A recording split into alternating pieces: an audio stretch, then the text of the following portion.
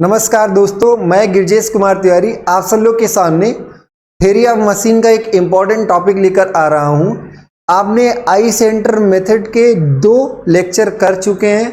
आई centre क्या होता है, आई सेंटर को कैसे लोकेट करते, कितने आई सेंटर होंगे, ये सारी चीजें आप सब लोगों ने पढ़ ली है।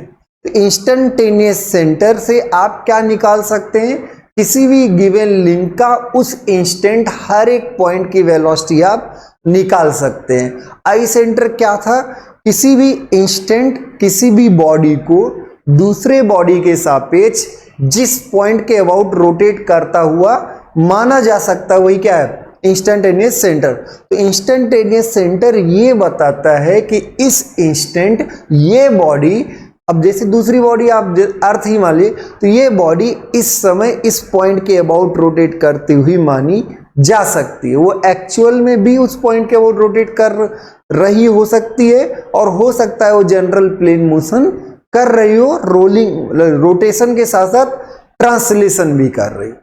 तो इंस्टेंटेनियस सेंटर हम सब लोग ने जाना कि वह एक काल्पनिक बिंदु है जिसके अबाउट पूरी बॉडी को घूमती हुई मानी जा सकती है। क्लियर है, उस इंस्टेंट की बात है। अगले इंस्टेंट कुछ और हो सकता है। तो हर 2 लिंक के बीच में एक आई सेंटर होता है, इसलिए अगर n लिंक का कोई चेन है तो उसमें आई सेंटर nc2 होंगे, जो n इंटू n-1/2 होगा। ऐसे अगर 4 लिंक हैं तो 6 आई सेंटर होंगे, 5 लिंक हैं तो 10 आई सेंटर होंगे, अगर 6 लिंक हैं तो 15 आई सेंटर होंगे। वह लिंक आपके बाइनरी भी हो सकते हैं, टर्सरी भी हो सकते हैं, कोई भी एक लिंक, केवल एक लिंक होता है, चाहे वो जैसा हो। हाँ, एक बाइनरी, एक टर्सरी ज्वाइंट जो है वो 2 बाइनरी ज्वाइंट के इक्विवेलेंट होता है। तो ये ध्यान रखिएगा, ज्वाइंट्स का कन्वर्जन है, लिंक्स का कन्वर्जन नहीं होता। हर कोई लिंक एक इकलौता लिंक होता है, ये ध्यान रखिएगा, ठीक है। तो number of I centre calculate करना हमने सीख लिया। आई सेंटर के लोकस को सेंट्रोड कहते हैं। आई सेंटर के लोकस, आई सेंटर हर पल बदल रहा होता है तो उसके लोकस को सेंट्रोड कहते हैं, और इंस्टेंटेनियस एक्सिस के लोकस को एक्सोड कहते हैं। आई सेंटर से होकर जाने वाला प्लेन ऑफ रोटेशन के परपेंडिकुलर लाइन को ही इंस्टेंटेनियस एक्सिस कहते हैं। तो ये सारी बातें हम सब लोग पिछले लेक्चर में सीख चुके हैं। प्योर रोटेशन के केस में सेंट्रोड एक पॉइंट होगा, एक्सोड एक लाइन होगा। प्योर ट्रांसलेशन के केस में सेंट्रोड एक स्ट्रेट लाइन होगा और एक्सोड एक प्लेन सरफेस होगा।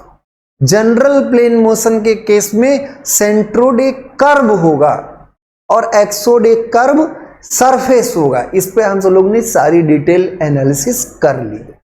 अब कोई भी चेन दिया है तो उसके किसी एक लिंक का वेलोसिटी मालूम होने पर, किसी एक पॉइंट की वेलोसिटी मालूम होने पर आपको अदर्स की वेलोसिटी एनालिसिस करनी होती है, अदर्स की वेलोसिटी आपको बतानी होती है।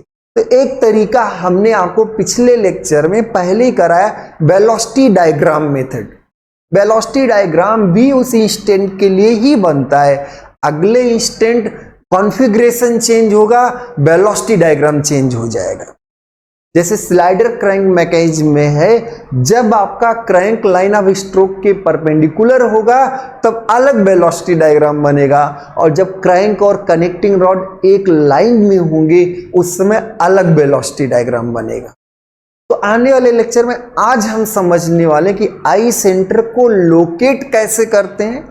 आई सेंटर को कोई एक डायग्राम दिया गया, कॉन्फ़िगरेशन जरूर दिया होगा, तभी आप वेलोसिटी एनालिसिस कर पाएंगे। तो कॉन्फ़िगरेशन दिया होगा, उस क्षण जो कॉन्फ़िगरेशन वो एक क्षण के लिए, उस क्षण आपको आई सेंटर लोकेट करने का भी क्वेश्चन आता है, और आई सेंटर की लोकेशन जानने के बाद किसी पॉइंट की वेलोसिटी भी पूछी जा सकती है। बात समझ में आ रही है? तो हम सब लोग आज लोकेट करना सीखेंगे, जिसके लिए एक बहुत ही इंपॉर्टेंट थ्योरम है, जिसका बहुत डिटेल्ड एनालिसिस करने का कोई मतलब नहीं होता। उनके कॉन्सेप्ट को समझिए, उन्होंने जो स्टेटमेंट दिया उसको समझने की कोशिश करते हैं। तो ध्यान रखिए, ये बहुत ही इंपॉर्टेंट है कैनेडी थ्योरम। कैनेडी थ्योरम को आप बहुत ध्यान से समझिएगा, ठीक है। चलिए, इफ थ्री प्लेन बॉडीज, तीन प्लेन बॉडीज हैं, ये ध्यान रखिएगा, कितनी प्लेन बॉडी है? 3। तो इफ थ्री प्लेन बॉडीज, अब 3 बॉडी हैं तो कितने आई सेंटर होंगे? सर L अगर 3 है, नंबर ऑफ लिंक्स 3 है, तो नंबर ऑफ आई सेंटर जो होगा वो क्या होगा? 3 इंटू 3 माइनस 1/2, और यहां से क्या आएगा? 3।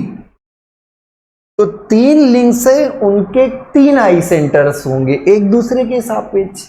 आप जिस पॉइंट के अबाउट घूमता हुआ मान सकते हैं वही आई सेंटर कहलाएगा।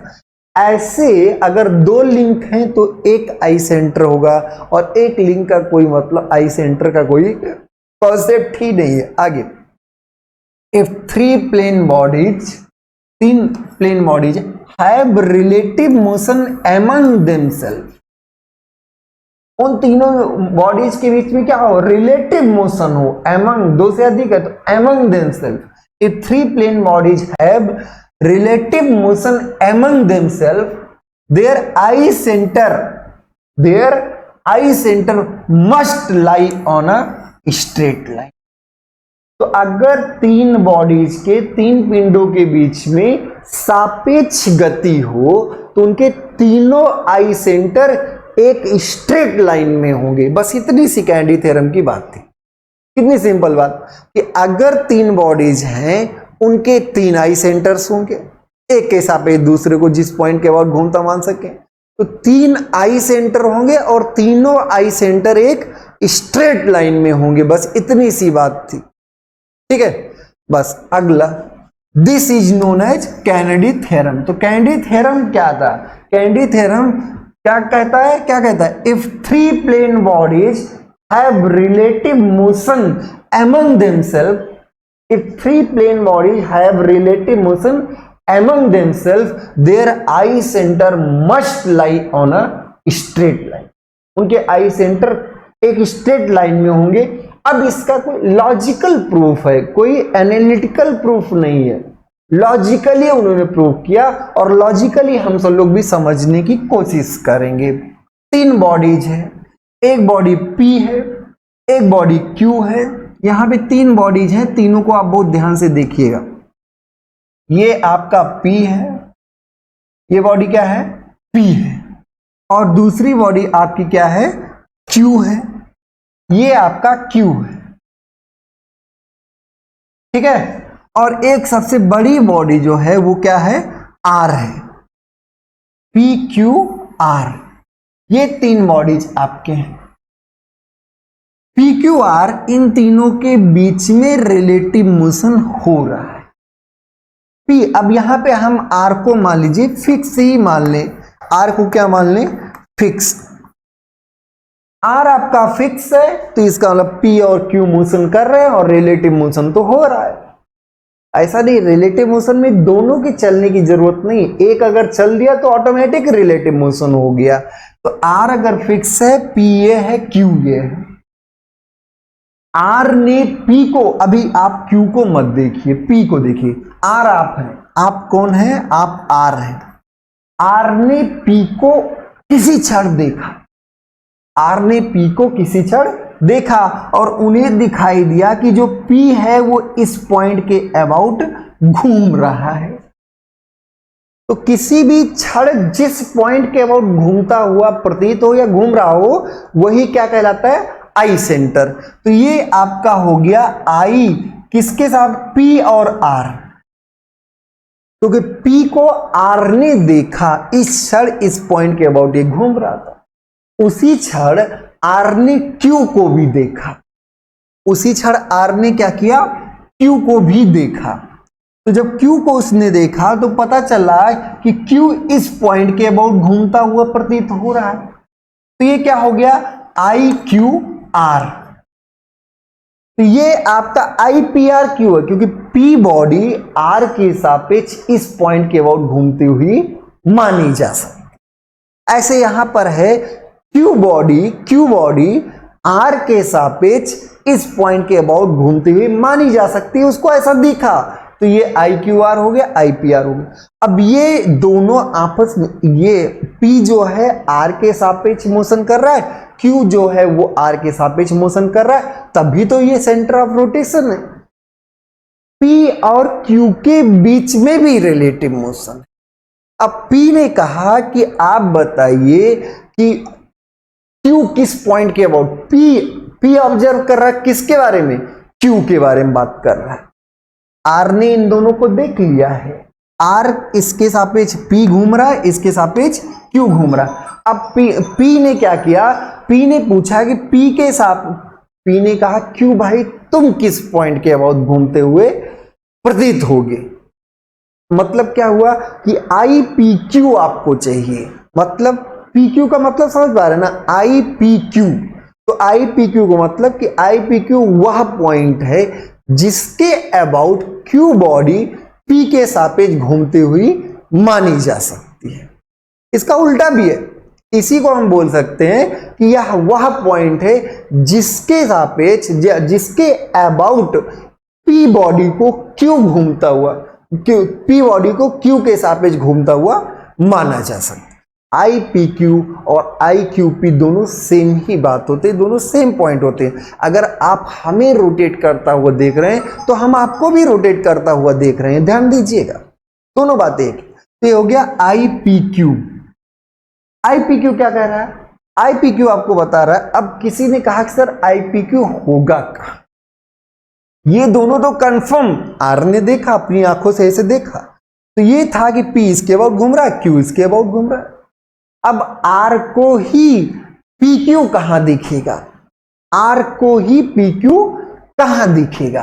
तो आर ने कहा चलो भाई कोई बात नहीं, यहां मान लेते हैं। आर ने पी क्यू को यहां मान लिया कि आई पी क्यू ये है। अब मानना क्या सही है भाई, आपने कोई चीज माना तो उसको प्रूफ देना पड़े। अब इसने कहा कि अगर हम इस पॉइंट को पी पर मानते हैं, आर ने आई पी क्यू यहां मान लिया और यहां मानते ही उसने कहा कि अगर हम इस पॉइंट को पी पर मानते हैं तो इसी पॉइंट की वेलोसिटी का डायरेक्शन इन दोनों को मिलाने वाली लाइन के परपेंडिकुलर होगा। भाई इस पॉइंट का अगर हम पी पर माने तो पी क्या कहेगा, पी हम इसके अबाउट घूम रहे हैं, ऐसे जब घूम रहे हैं तो हमसे इसको मिलाओ उसके परपेंडिकुलर वेलोसिटी। ऐसे अगर वही आर है, बिंदु भी वही है, क्षण भी एक है, एक ही क्षण की बात है और ये है आपका पॉइंट। इसने आर ने कहा चलो क्यू पर मान लेते हैं, तो आर अगर क्यू पर एज्यूम करे तो क्यू कहेगा कि इसके हमारे सेंटर ऑफ रोटेशन से पॉइंट को मिलाने वाली लाइन के परपेंडिकुलर वेलोसिटी होगा। अब देखिए झगड़ा हो गया, आर ने जब पी पर माना तो वेलोसिटी की डायरेक्शन कुछ और आई, आर ने क्यू पर माना तो वेलोसिटी की डायरेक्शन कुछ और आई। आर एक फिक्स है, पी क्यू मोशन कर रहे हैं, ये दोनों आपको नोन है कि इसके अबाउट ये घूम रहा है, इसके अबाउट ये घूम रहा है। पी क्यू का झगड़ा है, आर ने पी क्यू कहीं माना, लेकिन मानने में ये है कि जब इस पर होगा वो पॉइंट तो इधर और इधर, तो एक ही क्षण, ये एक पॉइंट है, एक ही क्षण एक ही पॉइंट का किसी एक ऑब्जेक्ट द्वारा आर ही देखने वाला है। आर ही एक बार पी पर देखता है, एक बार क्यू पर, उसी क्षण। तो पी पर देखता कुछ और दिखेगा, क्यू पर दिखेगा कुछ और दिखेगा, एक ही क्षण। भाई एक ही क्षण किसी एक पॉइंट की किसी एक बॉडी के सापेक्ष, किसी एक आर के सापेक्ष किसी एक पॉइंट की सिर्फ एक ही वेलोसिटी संभव, अगले क्षण कुछ हो अलग बात है, अगले क्षण चीजें बदल जाएं वो अलग बात है, पर एक क्षण किसी गिवन क्षण, किसी गिवन इंस्टेंट, किसी एक बॉडी के सापेक्ष किसी एक पॉइंट की वेलोसिटी वो चाहे जहां जूम करे एक ही दिखनी चाहिए। तो ये तो मानना गलत हो गया कि दो कैसे, भाई एक ही क्षण दो तरफ कैसे कोई जा सकता है। तो इन्होंने कहा नहीं, हम कहीं और मानते हैं तो ऐसी बातें हर बार आएंगी।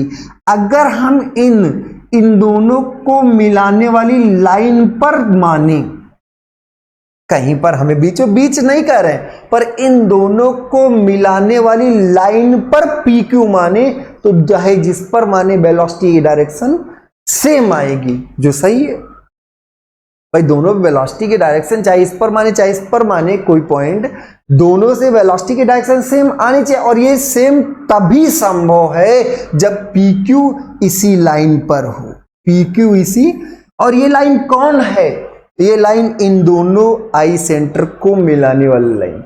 तो दोनों आई सेंटर को मिलाने वाली लाइन पर तीसरा होना चाहिए, दोनों आई सेंटर को मिलाने, दोनों इंस्टेंटेनियस सेंटर को मिलाने वाली लाइन पर तीसरा संभव है, और कहीं होगा तो दो वेलोसिटी, यहां किसी ने माना फिर दो वेलोसिटी आएगी, नीचे मान लोगे फिर दो वेलोसिटी आएगी, क्योंकि इसके परपेंडिकुलर करो इसके परपेंडिकुलर, तो कहीं और मानने में वेलोसिटी की डायरेक्शन दो आ रही है, सिर्फ इसी लाइन पर कहीं भी, बीचों बीच कोई जरूरी नहीं, कहीं भी मानने पर वेलोसिटी की डायरेक्शन सेम आ रही है, इसका मतलब है कि तीसरा भी इसी लाइन पर होगा, और जब तीसरा भी इसी लाइन पर होगा तो पहला दूसरा तीसरा तीनों एक लाइन पर होंगे। तो यही कैनेडी ने बताया।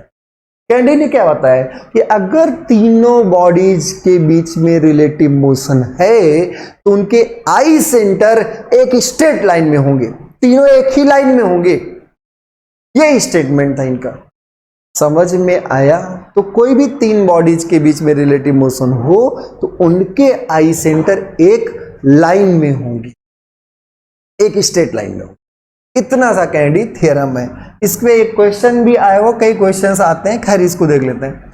According to Kennedy theorem, Kennedy theorem के अनुसार इफ थ्री बॉडीज, कितनी bodies? Three bodies move relatively to each other, एक दूसरे के सापेक्ष घूम रहे हो, there I centre will lie on a, will lie, lie मतलब लेटना, एक ही लाइन में दोनों होंगे, लेटेंगे, ठीक है, तो क्या होंगे? Will lie on a straight line. Clear हो गई बात? आगे बढ़ते हैं, अगली चीजों को समझते हैं। अब क्या है? Rules to locate I centre by inspection. अब देखिए, कोई भी आपको चेन दिया जाएगा, कुछ चीजें आप देख के ही बता दोगे कि सर अगर पिन ज्वाइंट है तो आई सेंटर यहां होगा, क्योंकि पिन लगा है तो एक बॉडी दूसरे के सापेक्ष उसी के अबाउट घूम सकती है। तो जो पिन ज्वाइंट होता है वो आई सेंटर होता है। ये हम इंस्पेक्शन से देखे गए। अच्छा, चार लिंक है, चार पिन है, चारों आपके आई सेंटर हो, लेकिन चार लिंक में 6 आई सेंटर हो, तो वो दो आपको ढूंढना पड़ेगा, कुछ इंस्पेक्शन से, कुछ कैनेडी थ्योरम से। तो इन दोनों के सहयोग से हम सारे आई सेंटर लोकेट कर लेंगे। और जब आई सेंटर लोकेट हो जाएगा, जब आपका आई सेंटर लोकेट हो जाएगा, उसके बाद आप आसानी से किसी भी पॉइंट का उस क्षण वेलोसिटी निकाल सकते, बशर्ते आपको क्या करना है? आई सेंटर से उस पॉइंट की दूरी इंटू ओमेगा, आई सेंटर से उस पॉइंट की दूरी इंटू ओमेगा। पूरी बात क्लियर है ना? तो अब हम सब लोग आगे बढ़ते हैं। Rules to locate I centre by inspection. देख के ही गए, ऐसे इंस्पेक्ट करने गए, निरीक्षण करने गए और देख के बता दे, अच्छा ये गड़बड़ है, तो यहां गड़बड़ नहीं है, यहां पे ये आई सेंटर है। तो जैसे ही क्या बोला गया, एक और दो, एक लिंक है और दूसरी लिंक है, दोनों किससे जुड़ी हैं? पिन द्वारा जुड़ी हैं, एक और दो पिन द्वारा। अब बताइए, वन के सापेक्ष, वन तुम रुको, टू क्या कर सकता है? टू इसी पिन के अबाउट ही तो घूम सकता है। तो जिस पॉइंट के अबाउट घूमता हुआ प्रतीत हो वह काल्पनिक बिंदु रियल भी हो सकता है, प्योर रोटेशन केस में रियल होगा। तो ये है, इस पॉइंट के अबाउट घूमता हुआ माना जा सकता है, इसलिए यही क्या है? आई 1 2, 1 के सापेक्ष 2 इसी पॉइंट के अबाउट घूमता हुआ माना जा सकता है। ठीक है, तो क्या है? In a pivoted joint turning pair, pin joint revolute pair. क्या क्या बोला हमने?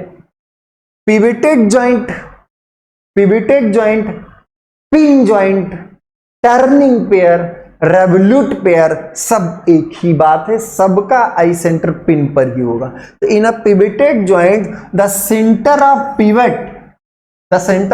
Pin is the I centre for two links of the pivot.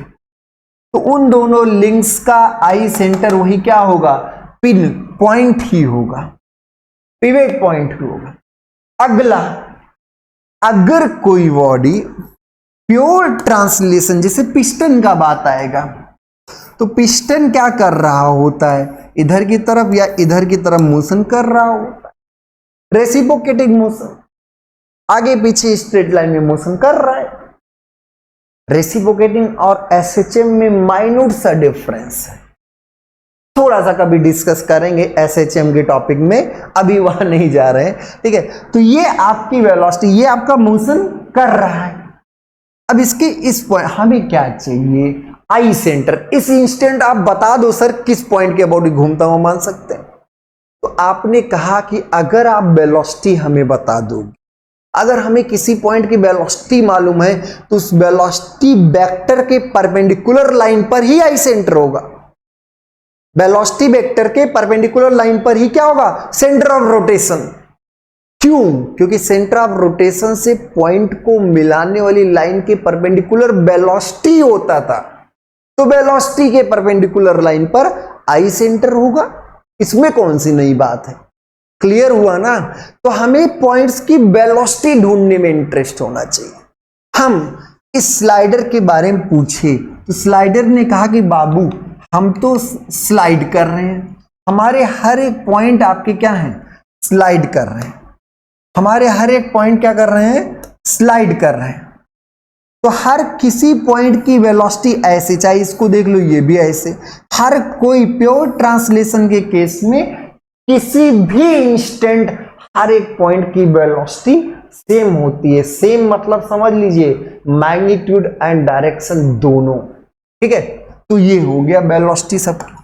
अब इसके परपेंडिकुलर आई सेंटर होगा, इसके परपेंडिकुलर भी आई सेंटर होगा, इसके परपेंडिकुलर भी क्या होगा, आई सेंटर होगा। तो सारे जब परपेंडिकुलर लाइंस वेलोसिटी के खींचोगे, ये सब पैरेलल हो जाएंगे, और पैरेलल लाइंस एक दूसरे को कट करती हैं कहां पर, इनफाइनाइट पर। कई चीजें हमारे पास जैसे पैसा नहीं है तो क्या है भाई, कितना, 0 रुपए है। तो हमारा मैथ यही तो मैथ है, मैथ कुछ नहीं है तब भी है कितना, 0। कहां काटती हैं सर, ट्रैक देखिए, 2 ट्रैक ऐसे पैरेलल हैं, कहां काटती हैं, इनफाइनाइट। इनफाइनाइट कहां है, जहां तक तुम पहुंचो उससे एक कदम आगे। अनंत कहां है, जहां आप पहुंच जाओ उससे एक कदम आगे। छत तक पहुंचे, छत से एक कदम आगे अनंत था, वहां पहुंच गए उससे एक कदम आगे। तो अनंत इतना बड़ा है, इतना विशालकाय है कि पहुंच नहीं सकते हम, जहां पहुंचे उससे 2 कदम आगे था वो। समझ में आ रहा है ना। तो अनंत, ये मैथमेटिक्स है। तो 2 पैरेलल लाइंस कहां कट करेंगी, इनफाइनाइट। तो प्योर ट्रांसलेशन के केस में अगर कोई बॉडी किसी, अब इसमें ट्रांसलेशन में भी थोड़ा और आप क्लैरिटी लाइए कि अगर कोई बॉडी किसी स्ट्रेट सरफेस पर, प्योर ट्रांसलेशन का स्ट्रेट सरफेस, अगर कोई बॉडी किसी स्ट्रेट सरफेस पर प्योर ट्रांसलेशन कर रहा होता है, तो उसका आई सेंटर सिर्फ इनफाइनाइट बोल देना काफी नहीं है। उनका आई सेंटर उनके मोशन की डायरेक्शन के परपेंडिकुलर इनफाइनाइट। इनफाइनाइट चारों तरफ है, 14 है भाई। नहीं, लेकिन 14 वाला नहीं, कौन सा, मोशन की डायरेक्शन के परपेंडिकुलर इनफाइनाइट पर होता है। मोशन की डायरेक्शन के परपेंडिकुलर इनफाइनाइट होता है कब, जब कोई बॉडी किसी प्लेन सरफेस पर, किसी स्ट्रेट प्लेन सरफेस पर प्योर ट्रांसलेशन कर रहा होता है, तो इंस्टेंटेनियस सेंटर मोशन की डायरेक्शन के परपेंडिकुलर इनफाइनाइट। ऐसा क्यों? तो एक तो हमने ऐसे लॉजिकली बता दिया कि हर एक पॉइंट के परपेंडिकुलर खींचोगे काटेगा है नहीं, मिलेगा है नहीं। एक दूसरा भी कॉन्सेप्ट है कि अगर बहुत बड़े रेडियस पर आप घूम रहे हो तो लगभग आप ऐसे ट्रांसलेट करते हुए ही माने जा सकते। जिसे आप अर्थ पर हैं, पृथ्वी पर हैं, समझ पा रहे हैं ना। तो अर्थ पे आपने क्या किया, अर्थ बहुत बड़ी है, अर्थ का रेडियस ऑफ कर्वेचर क्या है, बहुत बड़ा है, अर्थ का रेडियस ऑफ कर्वेचर क्या है, बहुत बड़ा है, ठीक है।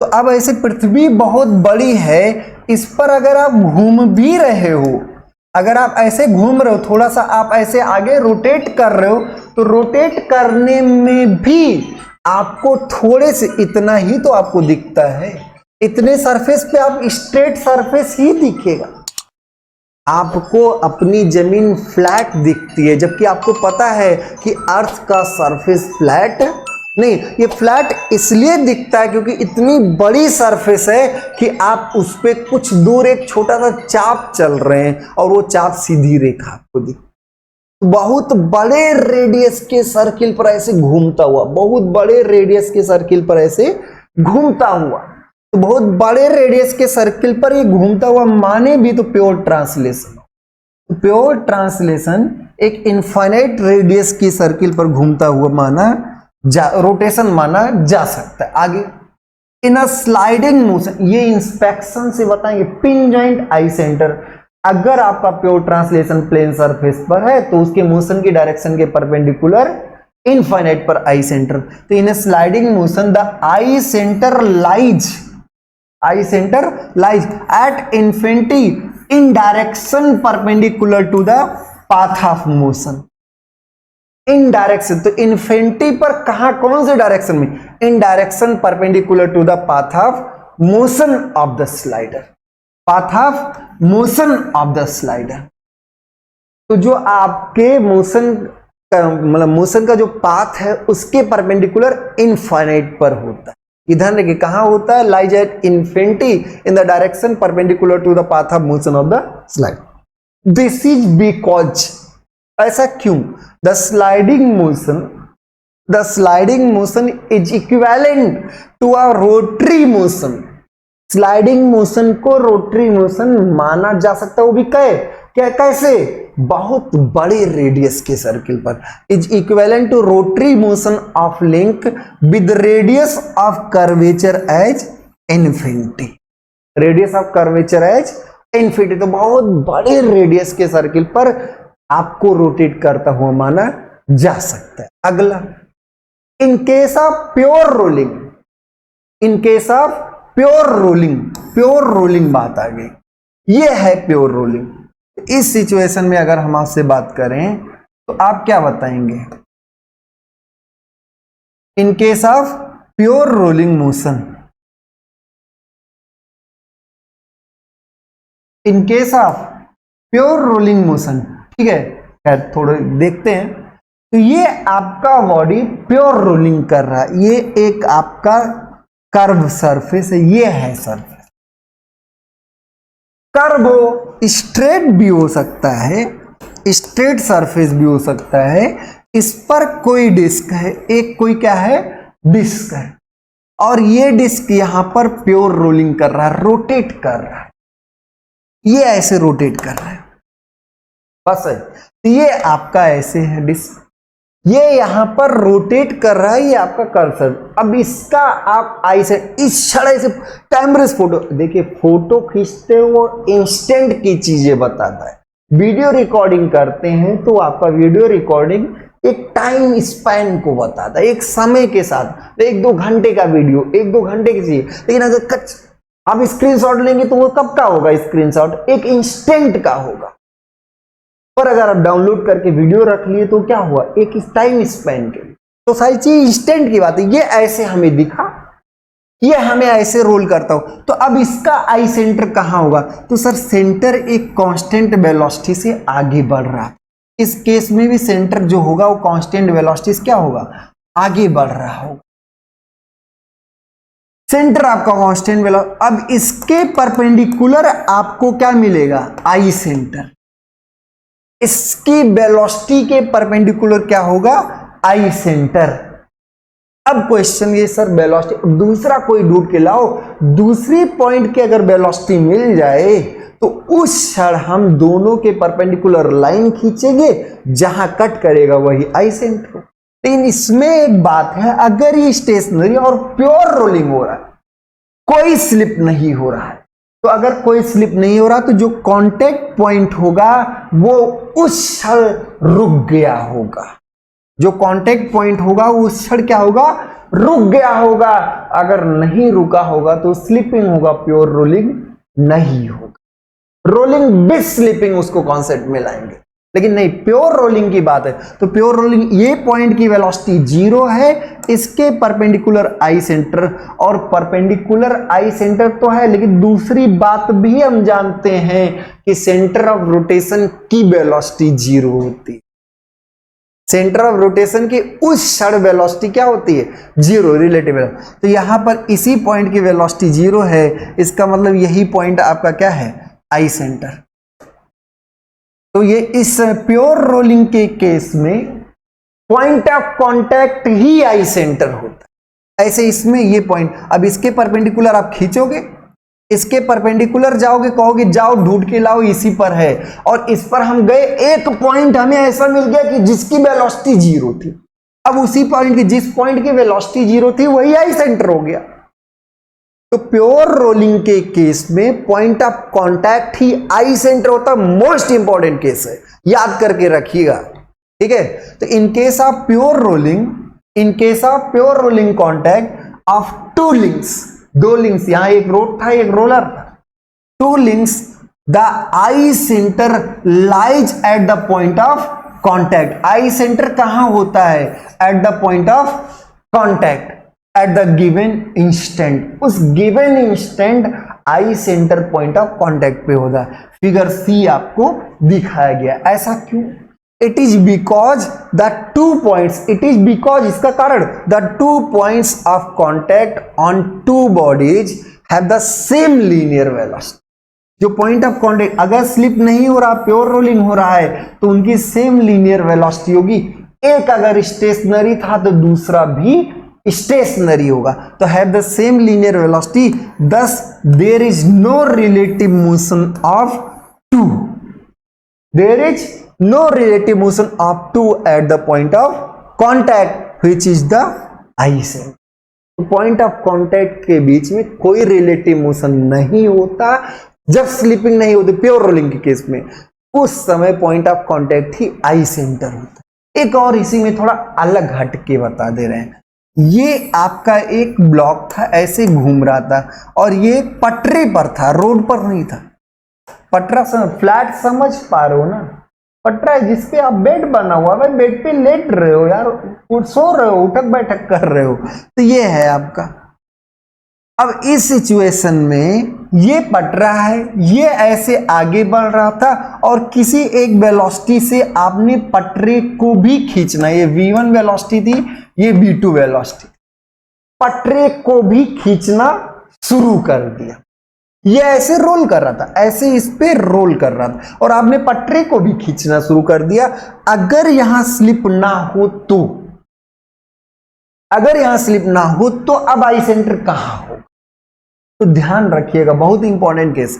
सर इसके परपेंडिकुलर आई सेंटर होगा, वेलोसिटी, इस पॉइंट की वेलोसिटी सेंटर की तो मालूम है ना, सेंटर एक कांस्टेंट वेलोसिटी से आगे बढ़ रहा है उसका, और अगर स्लिप नहीं हो रहा है तो इसके इस पॉइंट की वेलोसिटी v2 होगी, जो पटरे की वेलोसिटी, जो फ्लैट की वेलोसिटी होगी। आप जैसे क्या, कोई चल रहा था, खींच दिया इसे मुराही के कारण, मजाक करना था, ठीक है, तो जब खींच दिए तो ये पॉइंट ऐसे आपका इस वेलोसिटी से चलने लगा। अब बताइए, ये कहेगा हमारे परपेंडिकुलर, ये भी कहेगा हमारे परपेंडिकुलर, दोनों का परपेंडिकुलर एक लाइन, कहां कहां कहां कहां भैया, इसके परपेंडिकुलर आई सेंटर ढूंढ, इस पूरी बॉडी को ऐसे घूमता हुआ मानना है।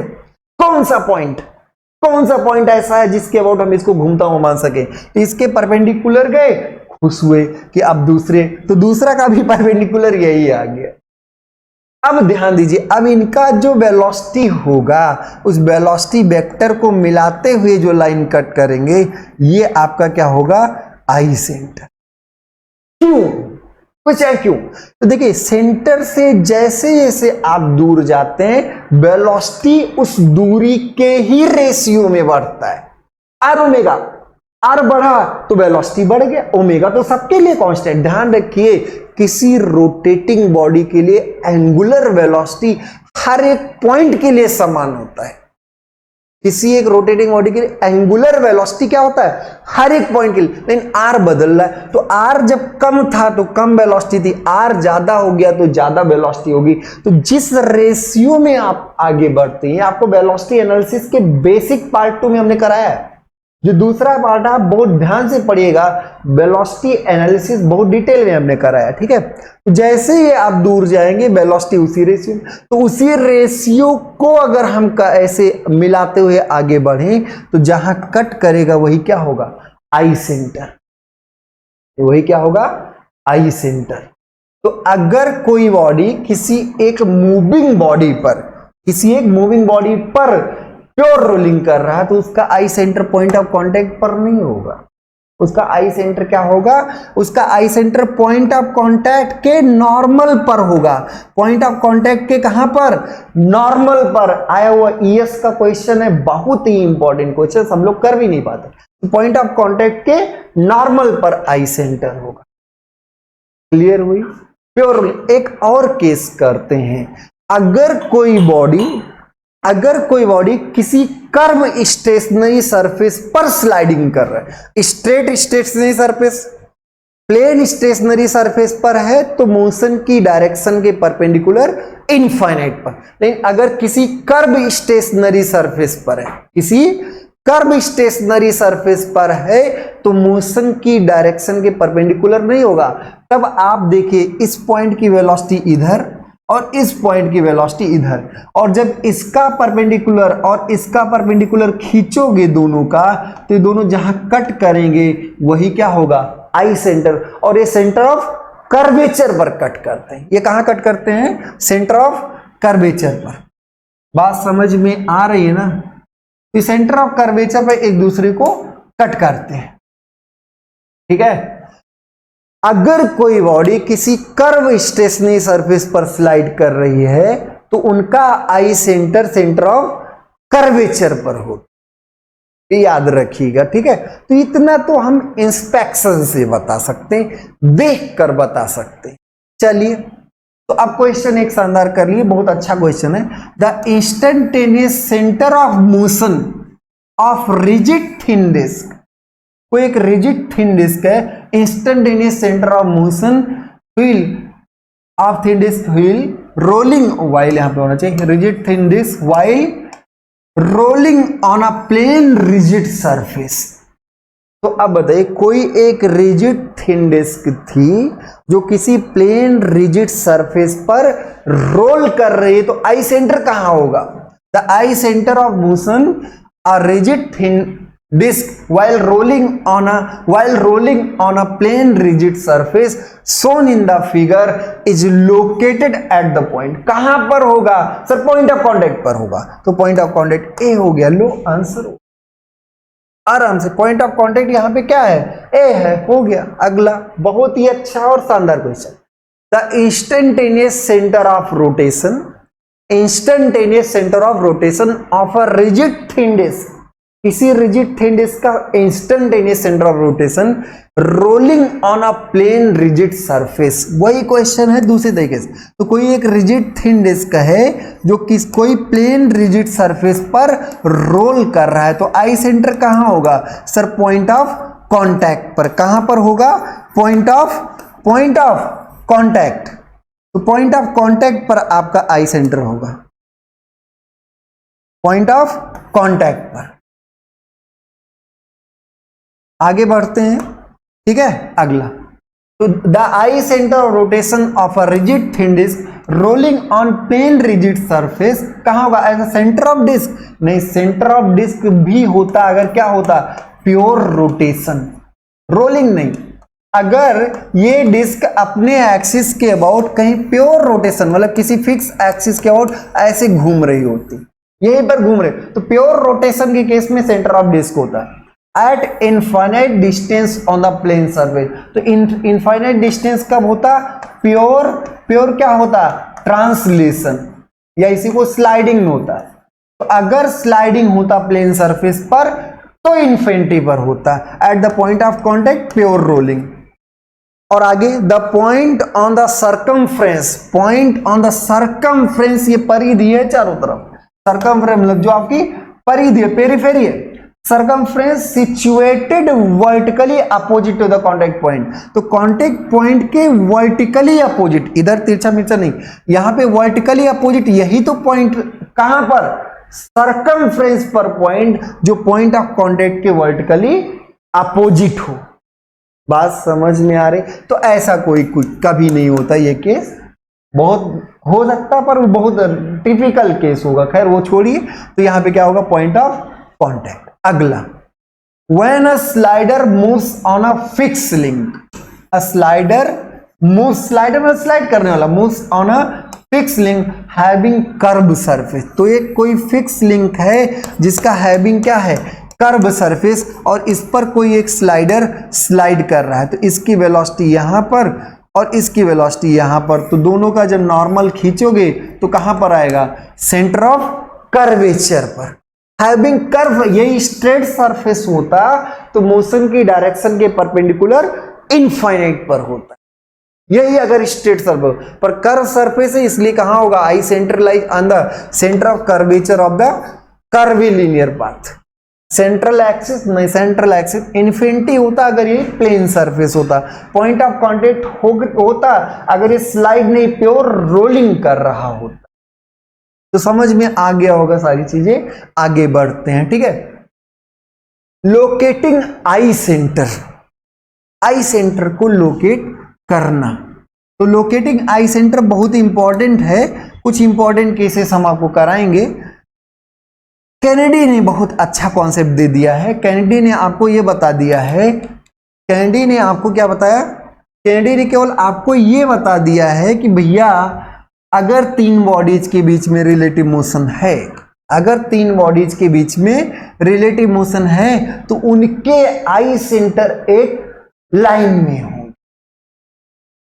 तो भाई ये 4 बार चेन है, ये आपका 4 बार चेन है। कैसे 4 बार? क्वाड्रिक चेन या 4 बार चेन, चतुर्भुजाकार चेन, इसी को क्वाड्रिक चेन या 4 बार चेन कहते हैं। तो एक लिंक यहां, 2 लिंक यहां, 3 लिंक यहां, 4। भाई अलग अलग लिंक क्यों कहते हैं? कैसे सब कुछ आप जोड़ लेते हो सर? आपके इन दोनों के बीच में रिलेटिव मोशन पॉसिबल है। 1 और 2 के बीच में रिलेटिव मोशन पॉसिबल, इसलिए अलग लिंक है, ये अलग लिंक है। ऐसे 2 3 के बीच में, 3 4 के बीच में।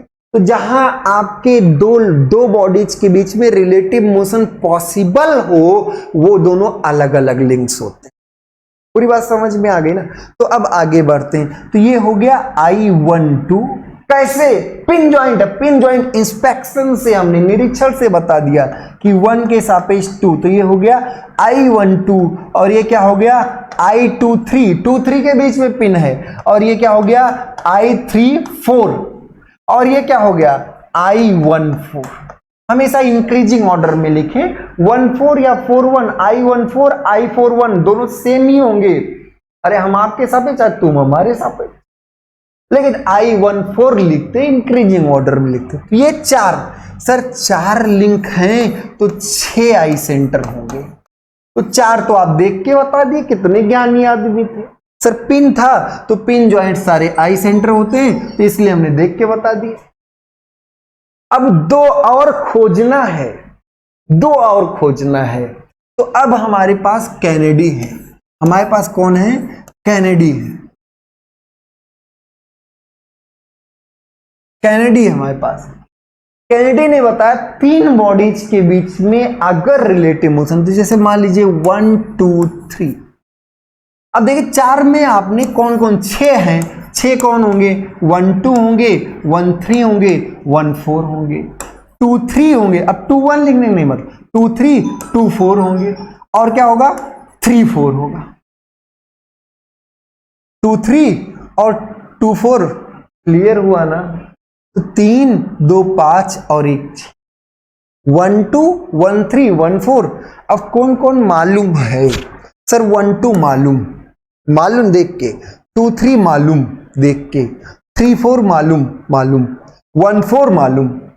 टारगेट है 1 3 और 2 4। पहले किसको टारगेट किया जाए? तो हम सब लोग टारगेट कर रहे हैं 1 3 को। तो 1 3 के लिए 1 3 तो रहना ही चाहिए सर। 1 2 3 तीन लिंक्स है, 1 2 3 तीन लिंक्स है, 1 2 3 तीनों के बीच में रिलेटिव मोशन है। तो इसका मतलब 1 2 1 3 और 2 3 ये तीनों एक लाइन में होंगे, एक स्ट्रेट लाइन में होंगे। 1 2 1 3 1 2 1 3 और 2 3 ये तीनों एक लाइन में होंगे। क्या 1 2 मालूम? हाँ बिल्कुल, 1 2 तो यहां है, इसका 1 2 मालूम है और इसका 2 3 मालूम है। ये चाहिए था। तो आपने कैनेडी के हिसाब से बताया सर इन दोनों को मिलाने वाली लाइन पर ही 1 3 होगा। ऊपर होगा नीचे होगा नहीं मालूम, पर इन दोनों को मिलाने वाली लाइन पर ही क्या होगा? 1 3 होगा, ये कंफर्म है। ऐसे अगर हम लें 2 3 4, सॉरी हमें क्या चाहिए? हमें क्या चाहिए? हमें चाहिए 1 3 चाहिए। तो 1 3 तो लेना ही है। 1 4 3 अगर हम ले लें 1 4 3 तीनों के बीच रिलेटिव मोशन है। तो अगर रिलेटिव मोशन है तो 1 3 1 4 और 3 4, 1 3 1 4 और फिर 3 4 ये तीनों एक लाइन में होंगे। कौन कौन मालूम है सर? 1 4 मालूम है, 3 4 भी मालूम है, 1 4 भी मालूम है यहां पर इंस्पेक्शन से, 3 4 मालूम है यहां पर। तो अब इन दोनों को मिलाने वाली लाइन पर 1 3 होगा, इसी पर तो 1 3 होगा। अब इन दोनों ने बताया कि भैया 1 3 इस पर होगा, इन दोनों ने बताया 1 3 इस पर होगा। भाई तू गलत बता रहा हो। अगर दोनों सही बता रहे हैं तो कहां होगा? इंटरसेक्टिंग पॉइंट पर। तो I13 इन दोनों के इंटरसेक्टिंग पॉइंट। हमेशा क्या करिए, आपको जो चाहिए हो, जैसे 1 3 चाहिए तो 1 3 तो आप ले ही लीजिए, एक बार 2 ले लिए, एक बार 4। अब इससे 3 3 आई सेंटर आए, तीनों आई सेंटर से तीनों आई सेंटर क्या होंगे? एक स्ट्रेट लाइन में होंगे। और स्ट्रेट लाइन में तो ये इसके बारे में बता देगा, ये इसके बारे में बताए। दोनों पर आई सेंटर पर क्या होगा? दोनों के इंटरसेक्टिंग पॉइंट पर ही आई सेंटर होगा। आगे बढ़े। अब टारगेट ये 1 3 ओके हो गया, कर लिए भाई, 1 3 बता दिए यहां पर। अब देखिए 1 3 क्या रिप्रेजेंट करता है? 1 3 आपको बताता क्या है? 1 3 ये बताता है कि इस पॉइंट के अबाउट, इस पॉइंट के अबाउट 3 लिंक को, 3 जो 3 नंबर लिंक हो 1 के सापेक्ष घूमता हुआ माना जा सकता है। इस पॉइंट के अबाउट 3 लिंक को 1 के सापेक्ष घूमता हुआ माना जा सकता है। बात समझ में आई? अब टारगेट क्या है? अब टारगेट है 2 4। टारगेट क्या है? 2 4। तो सर 2 4 एक बार 1 ले लो, इसके बाद क्या होगा? 1 2 1 4 और 2 4। ऐसे 2 4 क्या ले लो? 3 ले लो। तो 2 4 2 4 3 4 और उसके बाद 2 4 3 4 और 2 3, ये तीनों एक लाइन में होंगे, ये तीनों एक लाइन। अब बात करते हैं 1 2 मालूम? हाँ मालूम, 1 2 यहां है, 1 2 यहां है। 1 4 मालूम? हाँ मालूम। तो 1 2 1 4 को मिलाने वाली लाइन पर ही 2 4 होगा। 1 2 1 4 1 2 1 4 इनको मिलाने वाली लाइन पर ही क्या होगा? 2 4 होगा। रास्ता इन्होंने बता दिया, इसी पर 2 4 है। ऐसे इनसे बात करते हैं, इनसे तो 2 4 निकालना ही है। 3 4 मालूम है सर, 3 4 यहां है। 2 3 कहां है? 2 3 यहां है। 3 4 यहां है, 2 3 यहां है। तो इनको मिलाने वाली लाइन पर ही तो 2 4 होगा। अब इस पर भी 2 4 है, इस पर भी 2 4, तो कहां पर 2 4? यहां पर 2 4, यहां पर 2 4। तो हमेशा जो निकालना हो वो दोनों पॉइंट्स होने ही चाहिए, वो दोनों लिंक्स होने ही चाहिए। कोई तीसरा लय तो 2 बार ऐसे लय और दोनों के इंटरसेक्टिंग पॉइंट पर ही आपका क्या होगा, आई सेंटर। क्लियर हो गई बात।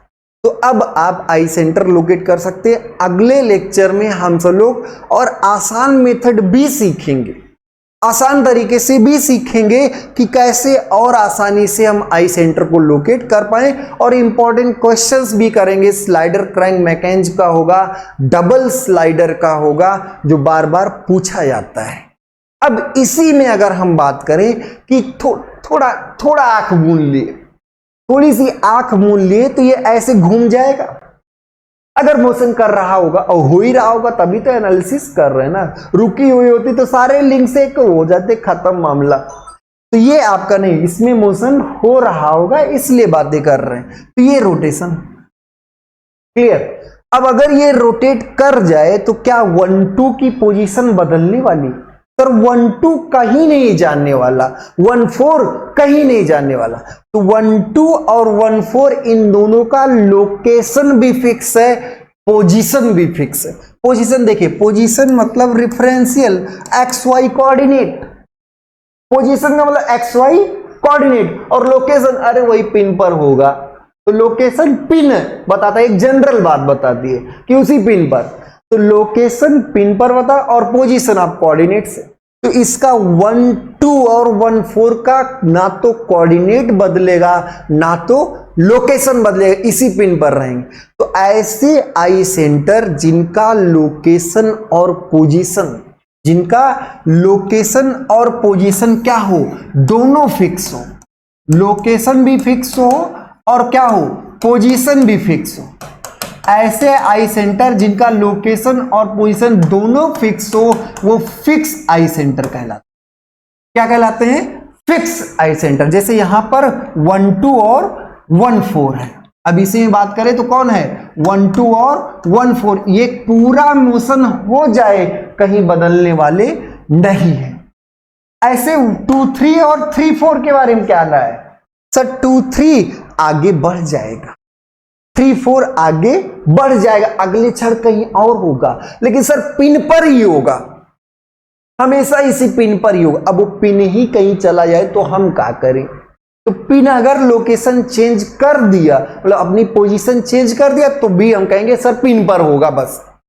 तो ऐसे कोई भी आई सेंटर्स जिनका पोजीशन चेंज हो रहा हो, जिनका पोजीशन आप रेफरेंस से बताते हैं, जिनका पोजीशन तो चेंज हो रहा हो लेकिन लोकेशन फिक्स हो, लोकेशन बता रहा हो कि नहीं नहीं उसी पिन पर होंगे, लोकेशन फिक्स हो, पोजीशन चेंज हो रहा हो, परमानेंट आई सेंटर कहलाएंगे। क्या कहलाएंगे?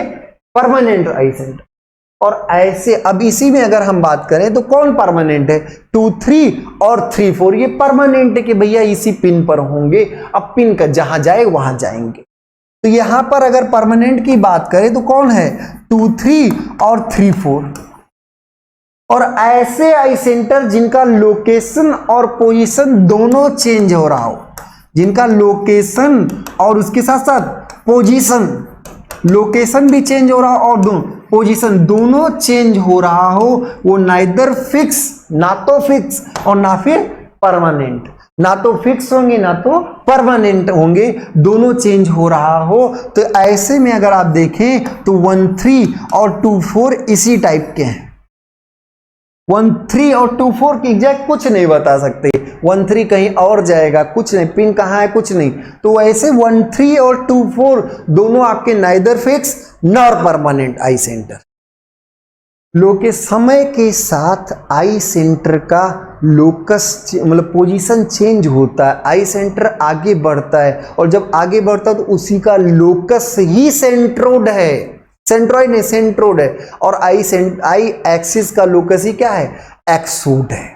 ठीक है, तो जो आपका फिक्स आई सेंटर है ये आपका प्योर रोटेशन का केस होगा, इनका एक्सिस नहीं चेंज हो रहा हो, तो इस केस में आपका सेंट्रोड पॉइंट होगा और एक्सोड एक लाइन होगा।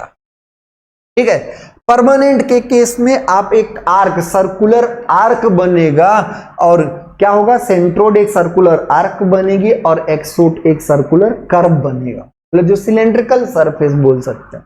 नाइदर फिक्स नॉर परमानेंट में कुछ नहीं कर सकते। जनरल कर्व बनेगा, जनरल कर्व सरफेस होगा। ठीक है, तो और आगे हम सब लोग करेंगे इसको। एक क्वेश्चन है, इसको भी निपटा लेते हैं। ठीक है, आइए। For the 4 bar mechanism, for the 4 bar mechanism, हाँ भाई 4 बार है, लिखे भी हो 1 2 3 4, ठीक है, उधर से गिनती है, क्या दिक्कत। 4 bar mechanism shown in the figure. Fix I centre, तो सर फिक्स आई सेंटर क्या होगा, लिंक गिन चुके हैं, तो यही I14, ये 14 है, 1 और 4 को जोड़ने वाली, ये 14, थोड़ा आंख खोल के गिनती कैसे की वो भी ध्यान रखना। ये क्या है, I12। अगर गिनती यहां 1 से शुरू करते तब ऐसा नहीं कि रट लेंगे I12 I14, रटना नहीं, जहां से ये गिनती शुरू किया उसको देखे। सर ये आई सेंटर कभी नहीं बदलने वाले, तो क्या पूछा गया है, फिक्स आई सेंटर। तो फिक्स आई सेंटर क्या हो गया, I12 I14, I12 I14। अगर परमानेंट पूछा गया होता तो परमानेंट क्या होता, I34 और I23। Permanent I23 I34, neither fix nor permanent होता तो I13 और I24। याद रहेगा ना। चलिए खैर आगे बढ़ते हैं, अगला क्वेश्चन। इन 4 बार मैकेनिज्म, कोई एक 4 bar mechanism, the following I centre of rotation is not present.